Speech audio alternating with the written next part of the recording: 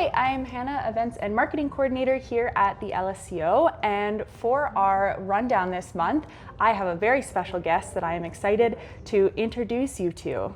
Meet Kaitlynn Weaver, our new Executive Director here at the Lethbridge Senior Citizens Organization, and we thought it would be a great idea to help you get to know her a little bit better. So stay tuned to find out more about her and her background and what she's interested in.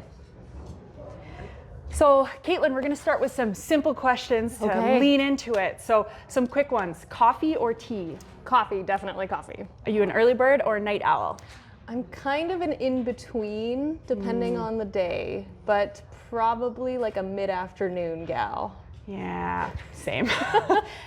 Favorite book or movie? I really love Spider-Man of all kinds. All versions of the Spider-Man movies are great. Yeah, the OG Tobey Maguire is something that we have watched a lot as a family. What is your go-to comfort food? Any kind of pasta. I've always loved pasta, spaghetti, linguine, fettuccine, rigatoni, tortellini, all the kinds. All the pastas. And what would be one word that would describe you?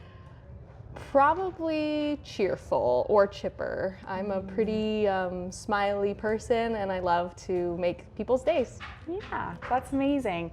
So we're going to transition a little bit to your role here. So can you tell us a little bit about who you are so people can get to know you and what your background is? Yeah, so I am originally from Rocky Mountain House, Central Alberta. I moved down to Lethbridge for a degree in sociology back in 2012. I then did my master's in cultural, social, political thought at the U of L. And then I went out into the human services field. I worked in Baron Zurika Warner Family and Community Support Services for 4 years in a leadership position and 1 year in a youth programming facilitator position. And then recently the position opened for the executive director at the LSCO, and I was really excited about that. And so I applied, and here we are.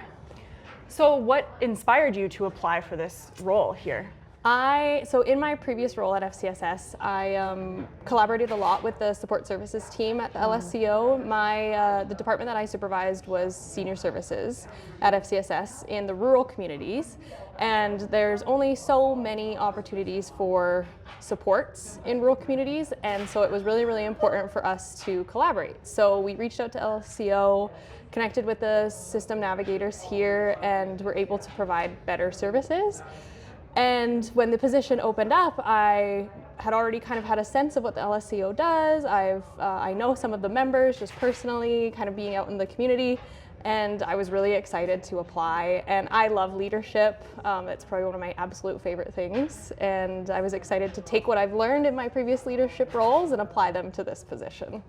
So what are you excited the most about moving forward with your role here? I'm most excited, I think, about the fact that it's the LSCO's 50th anniversary this year. I think that's such a great moment for me to be introduced to this organization. There's so much momentum. So I'm really excited to learn about the past of LSCO, the last 50 years, and to create a plan to sustain ourselves for 50 plus more years after the fact. So I think that's what I'm most excited about. And plus, the team, just seeing how effective the staff are and how incredible they are at their jobs. I'm just really, really excited to support them, to support members, and to just make this a continuation of a community space that's accessible and available to seniors and others.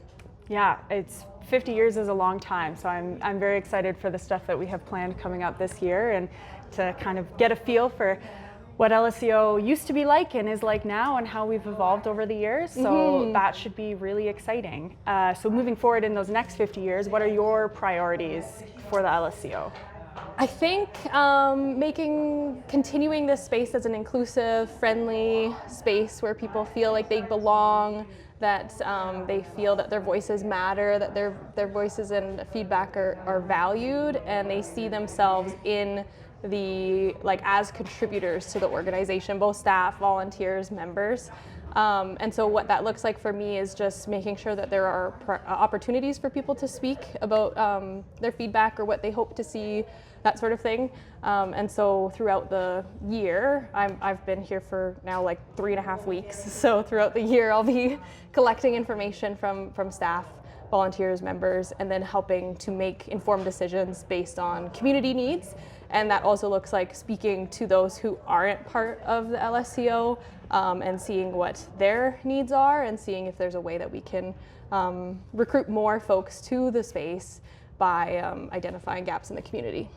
Yeah, we certainly have a lot going on here, as you guys would know, in our monthly rundowns. So for someone who's looking to get more involved, either as a senior that wants to get connected in the community or somebody who's interested in volunteering, what would you say to that person who wants to get involved with the LSCO? That's a good question. I think just show up. The space is available. I think that there's a misconception that you have to be a member to come see the space or to eat at the diner. Just come take a look around. We have tours. I think what time is it on Wednesday? The first Wednesday? First Wednesday of the month Yes. at 1 o'clock. Yes, okay, first Wednesday of the month at 1 o'clock. Take a tour with our very, very skilled and knowledgeable volunteers. Come meet me, come meet the staff, learn about what piece of the LSCO is here for you. We have so much going on, from programs to support services. There's definitely something here for you. Yeah, we just put out our annual report for 2024, which had some really cool impact stories from people that are involved through volunteers or membership or programs. So it's a great way to kind of see how you can connect with the LSCO and what's going on there. So how do you like to connect with people in the organization, members, volunteers? I know that's something that's important to you and that's kind of core to your values. So how are you hoping to connect moving forward? I'm very accessible. My office is just outside of the diner. So honestly, I just walk around and I chat with people. I'm trying to make it a habit of, I get one LSCO diner meal a week that I pay for myself. I'm trying to keep myself accountable. And with that, I'll sit with someone who's maybe sitting alone or sit with a couple and just get to know them. As well as just like those kind of more formal opportunities, like speaking at the AGM, hearing about what folks want to see, as well as like surveys, maybe do some focus groups in the future. But really my preference is at events that we're hosting, maybe go to programs and just chat with people. I'm a very chatty person, so I love to connect in any way. Yeah, me too. I know the diner hits home because our staff probably single-handedly is 25% of our diner sales. I think so. We love the food here. We do. So pivoting a little bit away from LSCO stuff, what do you like to do when you're not at work? I really like to take my dog for a walk, anywhere. Dog parks are my favorite place, I think, probably on the planet. And I love to explore downtown. I love to go into shops and connect with business owners and just see what they're up to. And there's always so many cool places to eat or to go visit downtown, and lots of new places. So I love that, especially in the spring and the summer. It makes it feel so exciting and everybody's in a better mood because it's sunny. Yeah, we're definitely blessed with lots of sun here for sure, and I appreciate that because I love going outside. So what are some of your favorite activities to do then if you're out and about? I know you have a dog, so dog parks is obviously one of them. But dog parks. Probably riding bikes too. I'm really excited because I worked rural. I had to drive to work every day, and now that I live in Lethbridge and work in Lethbridge, I'm really excited to ride my bike to and from work. Just have that dedicated time to feel the wind in your hair in the morning, in the afternoon, in the spring and the summer. So I'm really, really looking forward to that. Yeah, me too. With hobbies, you said you play guitar. I'm assuming you've been to concerts. What was your favorite? I actually won a trip to Toronto in 2013 or 2012, so a really long time ago. To Toronto to see my favorite artist. She's Canadian. Her name is Lights. And I've seen her in total, I think 10 times in my life, and that was definitely the best time because I got a free trip to Toronto. And I've actually won a few other things.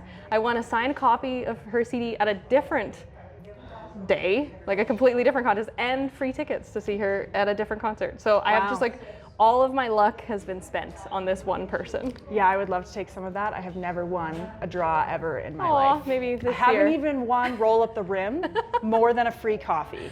This year, I'm sending you the good luck vibes. That would be so good. So, what is the most adventurous thing that you have done in your life? The most adventurous thing I've done is climb a mountain. Not climb, I walked it. It was a walking trip, but it was very, very steep. If you've ever climbed or hiked in Fernie, you know that they don't like to make it easy by using switchbacks. They just go straight up. And so it was my birthday. It was October 26th.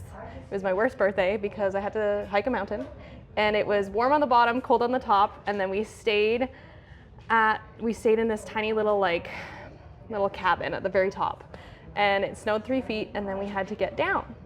But then it got really, really warm, and so all the snow turned into mud, and so we basically just penguin slid all the way down.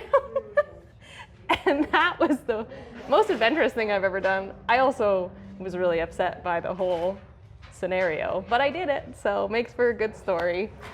Yeah, we can get snow like in the summer in the mountains. I can't imagine in the fall how much snow. Luckily, we were with a bunch of mountain guides. That's what they do, their whole day job. So they weren't worried. They were having a great time. But as someone who had only been on a few winter hikes, I was not impressed. So That is understandable, and I completely get how frustrating that would be.